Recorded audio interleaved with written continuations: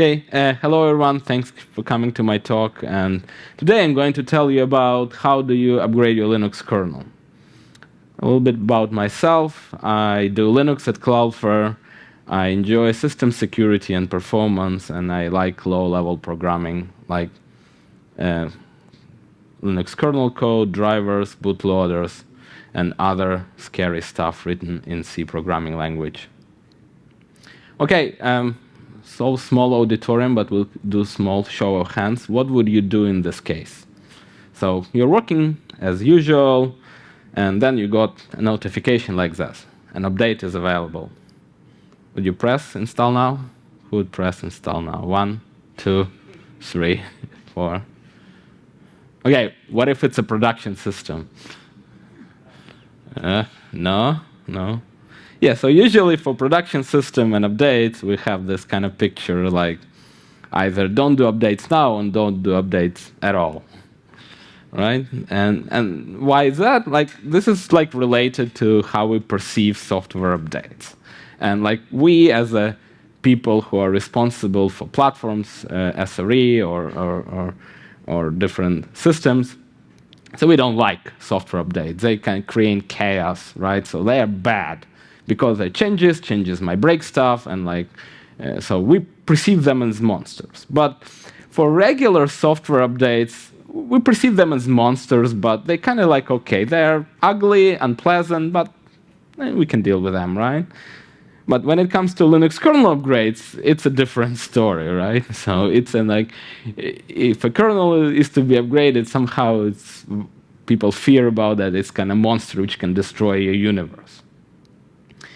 And that's natural because we know how to deal with software updates. Yeah, let's say you have a service which fails once a week. Right? How do you deal with that? Yeah, you write a systemd file to restart it, and yeah, job done, right? I mean, it's not an urgent problem. It will be restarted. The service will be degraded, but basically, like nothing bad will happen. As for if your kernel crashes, that's a totally different story, right? So it's like a total nightmare. Your system is down, your monitoring is down, everything is broken, and like total collapse, and you can't even get like SSH access back because everything is down. So people tend to avoid that, right? But it's actually bad. Like if you avoid software upgrades, you're risking a lot, and specifically for the Linux kernel. So if you don't do updates, the bugs are not getting fixed. So for example, this is a snapshot of number of bug fixes of Linux kernel on the 5.15 branch. I will talk about Linux kernel release process a bit later, but all these releases, 5.1, 5.2, 5.6, and so on, up to 5.110 are bug fix releases. They are released roughly every week, and all the commits and changes there are purely bug fixes. And you can see the graph. So some snapshot that out of 110 releases so far, 55 releases have more than 100 bug fixes, right? 20, which is roughly 20%, 19, which is roughly 20%, over 200 commits, and there are 8 like huge mega releases with over 500 commits, which are all bug fixes. So imagine if you don't apply this like big bug fix release. So you're not fixing all these bugs in your system. By not upgrading your kernel, you'll miss out on performance improvements, right? This is a real snapshot from a Cloudflare story dashboard. So this is like a snapshot of a memory used by one of our heavy resource-hungry services. And this is where we started evaluating a new kernel. So we migrated from 5.4 to 5.10, and you can immediately see the difference. So in this case, we were able to, just because at some point, good people from Facebook improved the memory management subsystem inside the Linux kernels, we were able to get like almost 5 gig of RAM per server just for free, just for applying an update. And if you work with cloud providers, you know how much 5 gig of RAM costs currently, right? So, and you get this for free, like just apply the update. Yeah, if you're interested, the details of the changes here. Let's now talk about accumulating change delta, right? This is basically the same data as I showed before, number of commits or bug fixes per release, but it kind of accumulates, right? So like 5.1 is like number of bug fixes, and 5.2 is the previous plus the current release.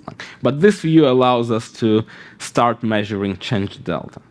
So, for example, let's say at some point you're upgrading from, I think it's 5.15.16 to 5.15.32 release. So your change delta is 2,196 commits, right?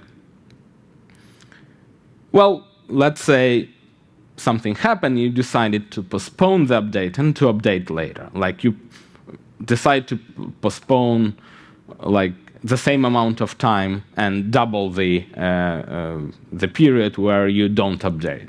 So, and instead of 5.15.16 release, you're going to 5.15.48 release. So now your change delta is 436 commits. So now let's do a little bit of risk management here, right? Or risk assessment. Who can do risk assessment here accurately? Good, and no hands. This is good, because if you raise your hand, I'll tell you a lie, because nobody can do that. But let's try, right? So let's assume there is equal risk assigned to equal change, right? So like roughly on a bigger scale. Let's normalize it. So what we have here, and if like the number of risk you are taking is proportionate to the number of commits, here we can see by delaying the update for the same amount of time as planned, like doubling the amount of time not updating, we're actually not doubling our risk, but risk grows faster than that. So the risk grew two times, almost 2.5 times. So the more you delay the upgrade, the risk of you hitting a bug or some vulnerability grows like faster than your delay. Yeah, so it's basically for a 2x delay, we get 2.5 more risk in not applying the update. This is a security track partly, so let's talk about security. If you don't upgrade the kernel, the security vulnerabilities are not getting patched, right? So this is another graph which just explains how many CVEs are being patched in each release.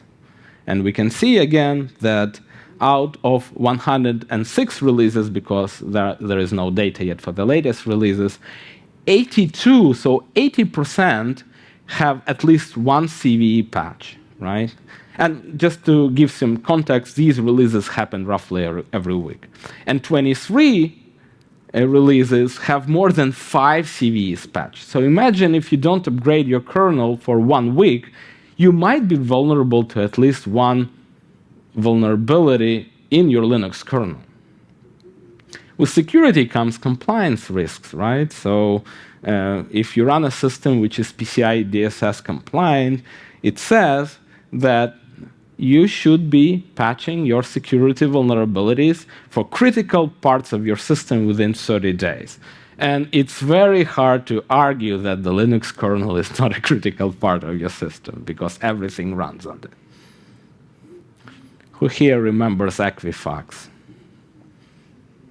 Okay, yeah, so they were breached because basically they didn't patch their software in time, and they were exploited and involved a huge amount of cost. Which brings us to not so fun fact that, like, you know, like in early 2000s, like sysadmins used to brag about their Linux uptime on various admin forums. So now it's the opposite. Like if your uptime is more than 30 days, you shouldn't be proud of that because you probably haven't rebooted to upgrade your new kernel and your system is likely vulnerable. So why this happens? Because we try to treat the Linux kernel very similar to how do we what do we do for updates for other services? But this is kind of, for Linux kernel, it is an anti-partner. So the first thing, if you go to your sysadmin SRE team and say, like, I want to upgrade the Linux kernel on my system, they will go through, the traditional route. Will say, like, okay, why do we need this upgrade? So which things from the changelog are applicable to us? But that totally doesn't work with the Linux kernel, as we just saw, because every release, you can have a release with, many releases have at least 100 commits, but you can have a release with 500 commits. So there is absolutely no way you will be going every week to check if of all these 100 commits is something applicable to your workload. That's a huge effort, and it's very exhaustive.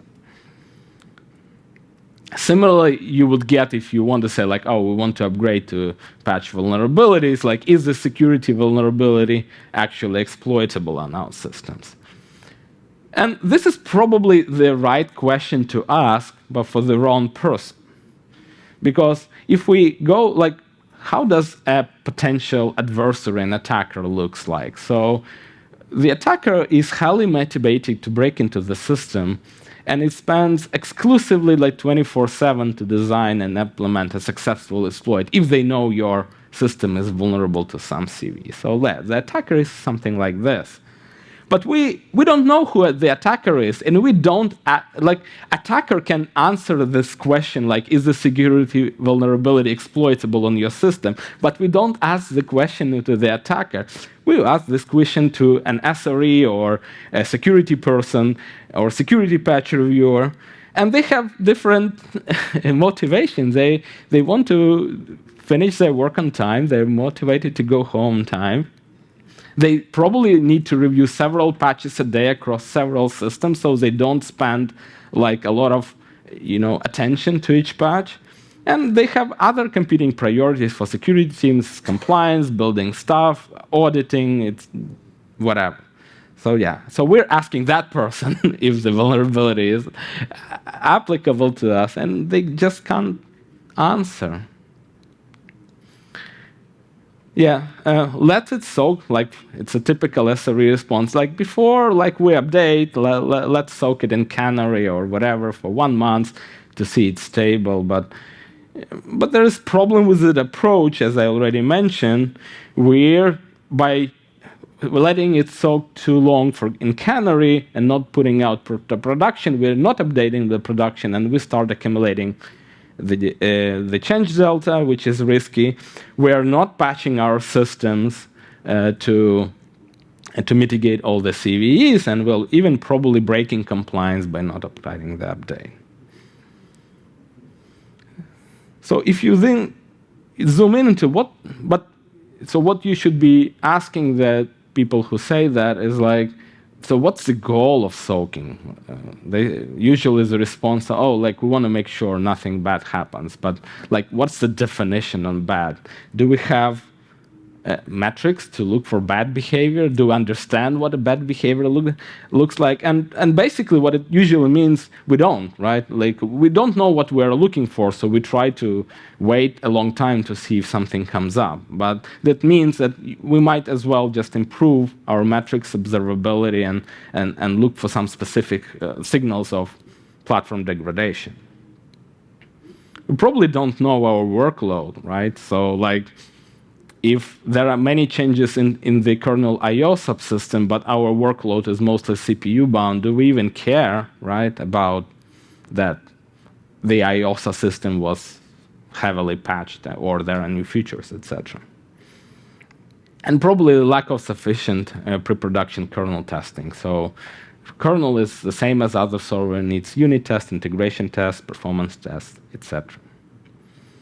And the final increment, okay, the kernel is just too critical. Let's have more approvals before the deployment, right? So for regular servers, you have to have 2 approvals, but let's have 3 or 4 approvals for the Linux kernel. And again, it goes back to our perception that the kernel is this beast which can destroy the universe. But what if I tell you that upgrading the kernel is actually safer than any other software?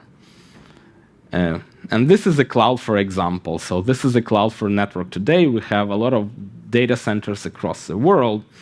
And how does our traditional software deploy works? Obviously, it's automated because we can't deploy software manually to all these machines. It's thousands and thousands of machines. So what we do is, like for regular software, we upgrade the software package. When that new package finally reaches all our servers, we do if it's a service, we do a service restart so new code takes over. It can be graceful or non-graceful. Yeah. But the property of that new bad or good code can propagate to production in minutes and if you don't put explicit safeguards, right? And unfortunately, Cloudflare learned it the hard way. So we had several very bad incidents where almost all our network went down due to some bad code deployed instantly. Well, not instantly, almost instantly. On the other hand, the inherent property of the Linux kernel upgrade, it requires a reboot, right? So to upgrade a kernel, you need to drain traffic from a server, put it out of production, reboot, and like modern hardware does not boot really fast. When it comes up, it needs to be reconfigured. Then we run some acceptance tests to make sure everything is healthy, and then put it back into production, right? And we're not crazy. We won't reboot all the servers all the time. So basically, the way we do it, like either servers in batches or one by one, depending on the size of the data center. But it's inherently safe, right? Because we kind of like reboot the machines one by one. It's slow-paced, and there is usually enough time to notice that the release is bad and to stop it with minimal impact. Okay, now let me explain the kernel release model. And moreover, not all the kernel upgrades are the same. Not kernel releases are created equal. And that's why if you understand the kernel release model, you will understand that some releases are safer than the others. So the kernel versioning is usually like one number dot, another number dot. Now, for example, 5.15.32, right? And who here heard about semantic versioning? So forget about it. This is not a semantic versioning. So that's the problem, that people confuse kernel release numbers with semantic versioning. It's not a semantic versioning. So instead, the first two number is a major version, which indicates feature, and the last digit, it's not major and minor as semantic versioning, and the last digit is like only bugs and security fixes. So if the last number increments, you will never get new features in the kernel or major subsystem rewrite. So like when you apply a bug fix release, it's usually very safe to update, and it only like fixes the problems and does not introduce new code. So how does it work? So basically, this is how kernel development works. So you have the main branch maintained by this guy. I don't know if you know this guy. Inventor of Linux. He is the ultimate king. It's really king of Linux. But the feature development happens on subsystem branches. So there is a branch for drivers, memory management, like what else, networking, etc., etc. And at some point, these features are getting pulled by Linus into his main tree. And at some point, Linus cuts a major release, like it's kind of 5.10, 5.11, 5.12, which is done by branching out. And this is considered a stable release. And this happens roughly every 9 to 10 weeks. And once the release becomes stable, it will become supported by bug fixes and security vulnerabilities. So from that branch exclusively, you get a tag of like 0.1 release, 0.2 release, and so on. So what if we need to fix a bug? How does that travel? So if you find a bug in the Linux kernel, you usually don't apply it to stable branch directly. What you do is you submit the bug to a subsystem maintainer. So all the bug fixes should also go through the Linux tree to make sure they're kind of fixed in future version, which eventually get merged to the Linux tree. But bugs, but because the stable branch is already created, the stable branches don't automatically pull everything from the Linux tree. They cherry pick bugs. These bug fix commits are specially marked that they're bug fixes. So these stable branches later cherry pick these bug fixes or security fixes commits and then cut a new release eventually. And it happens roughly every week.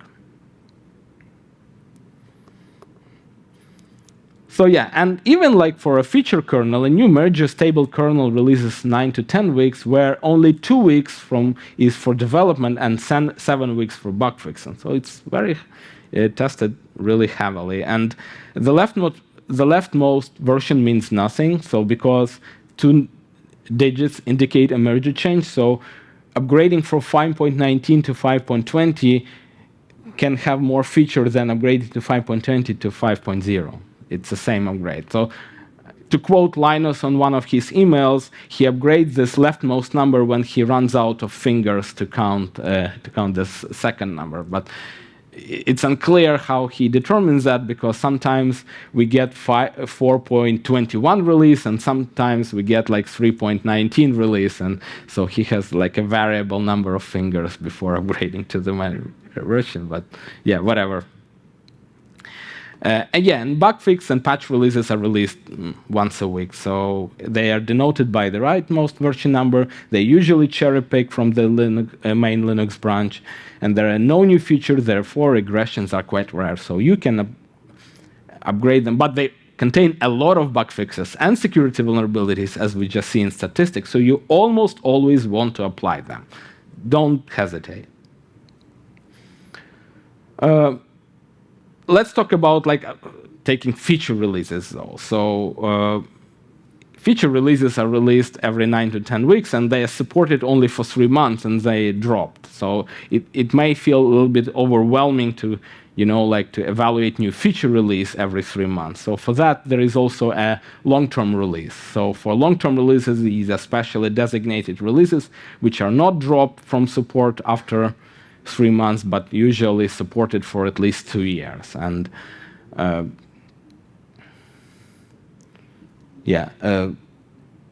so bug fixes, security fixes for at least you get bug fixes and security fixes for at least 2 years. And this is usually the last stable release of the year. Therefore, you get a long-term release every year. And following a long-term release provides you enough time for more rigid evaluation of the next long-term release. If you're interested about more details about the Linux release process, it's actually described very well on their website. So, okay. A lot of information to process. What is the advice? So, for safe and easy production kernel releases, don't create a dedicated deploy process for the Linux kernel, because kernel upgrades are usually less risky than the other server. Who disagrees still? Yeah. A simple stage rollout is usually enough, and kernel upgrades are naturally slow-paced because they require a reboot. Do avoid justifying a bug fix kernel upgrades, right? These bug fix upgrades should be released with no question asked. And actually, if you use a Linux distribution, for example, like Ubuntu or Arch, this is what they do. You might not notice it, but when you if you continuously upgrade your system and then reboot, it will boot to a new bug fix kernel. Like the kernel will be changed. And regressions are quite uncommon, and you should also minimize the canary soak time, and instead try to decide if a release is good or bad based on your metrics and understanding of your system. If evaluating a new major kernel with feature is too costly, stay on the long-term branch, but you get at least 2 years of bug fixes and security patches, but it's a good idea to start evaluating the next long-term after 1 year, so you at least have 1 year to migrate all your systems from the old long-term to a newer long-term branch. And you will be accumulating less change delta. Do implement improved pre-production testing for major version validation. It's even a problem at this point in Cloudflare. So like we have a lot of teams using the Linux kernel in various ways, various subsystems, often like pushing it to the edge. But people not all engineers even understand their workload because of the abstractions they use, etc. What kind of features from the kernel do you require? So understanding this will definitely help. And it will also, if you understand your workload, it will be easier to write tests which exercise various kernel features needed for a particular workload. And you can make metrics-driven decisions. And again, metrics monitoring and deploy automation can help with human risk perception. One thing you can usually notice is when a new SRE who is responsible for production joins, they're kind of reluctant to approve a kernel upgrade because, again, they have this perception of a big, scary thing. The best thing that should work for us to require no human approvals on kernel upgrades. So, and like people are out of the loop, so they're not afraid to take any responsibility, but their upgrades are following. Okay, so Linux kernel upgrades are not risky than any other software. You need to patch early and patch often, and bugfix kernel releases should be applied with no question asked. And if you write software, try to understand your workload, monitoring, and automation. And yeah, and this would allow your system to stay patched and updated. Thank you.